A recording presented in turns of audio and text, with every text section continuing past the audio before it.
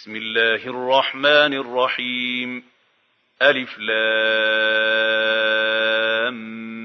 ميم. Assalamualaikum warahmatullahi wabarakatuh. Kadangkala amalan yang kecil kadang-kadang membuat kita lalai dan kita menganggap itu hal yang sepele. Padahal amalan itu justru berpengaruh kepada amalan-amalan yang lain.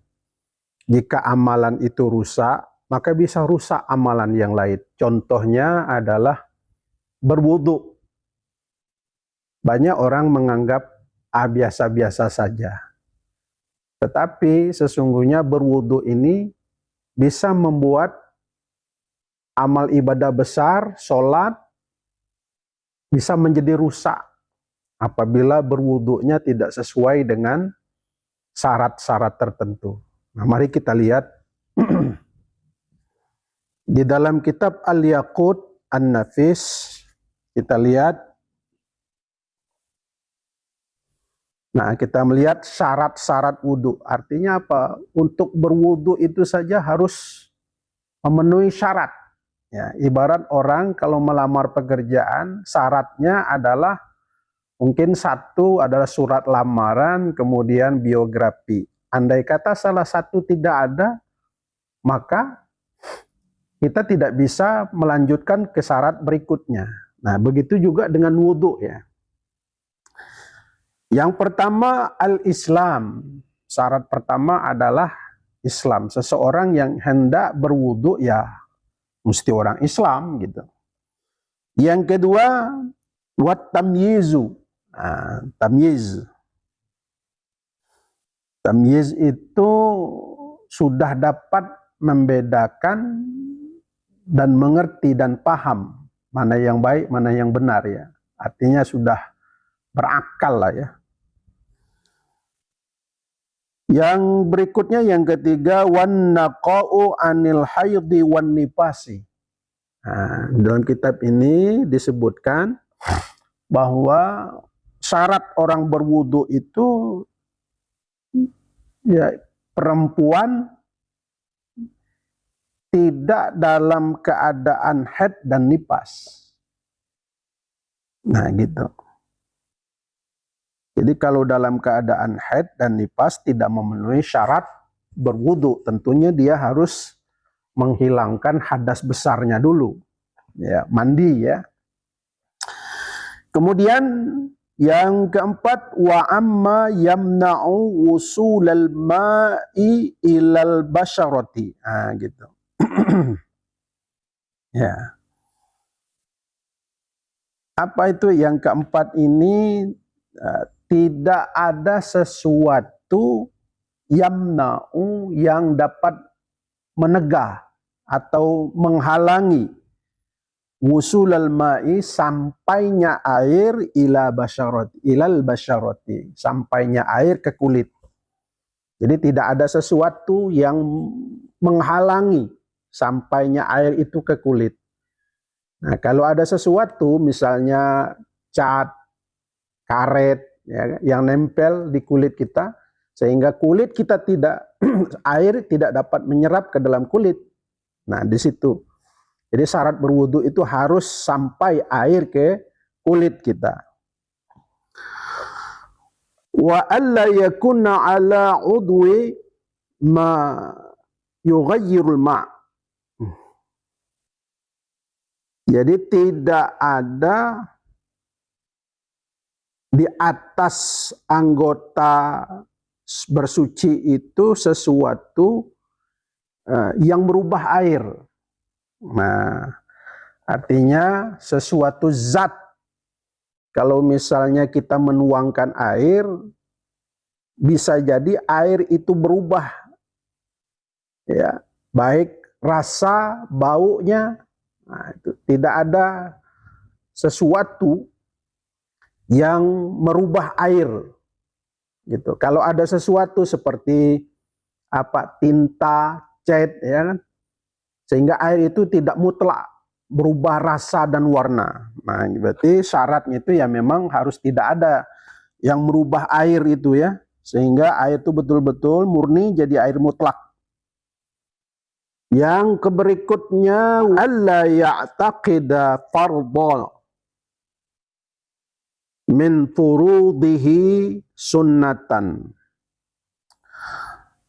Tidak mengiktikadkan, tidak meyakini hal-hal yang fardu itu ya sebagai sunnah. Nah, gitu. Misalnya niat membasuh muka, dia meyakini itu sunnah. Nah, itu yang tidak memenuhi syarat. Dia harus yakin bahwa yang fardu, yang sunnah gitu. Artinya apa? Sudah punya pengetahuan tentang itu. Berikutnya, wal ma'ut tahuru.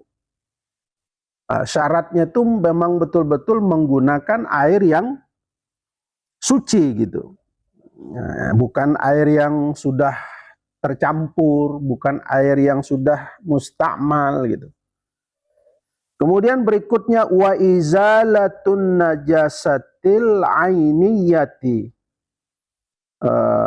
Di mana syarat berwudu itu ya harus menghilangkan najis yang nampak, najis yang kelihatan. Nah, gitu. Itu syarat. Ya. Bukan hanya sekedar membasuh tapi menghilangkan. Wajar yulma'i ala jami'il udwi. Jadi yang berikutnya mengalirkan air. Jadi mengalirkan air bukan menempel begitu saja tapi mengalirkan. Nah, mengalirkan air. Mengalirkan air itu syaratnya. Mengalirkan air ke atas semua anggota wudhu kita. Jadi anggota wudhu kita. Jadi dialirkan air. Ada yang mengalirkan air, ada yang menyapu saja. Ya, kalau beda dengan membasuh dengan menyapu tentu beda ya. Berikutnya wa tahqiqul muqtadi in banal hal.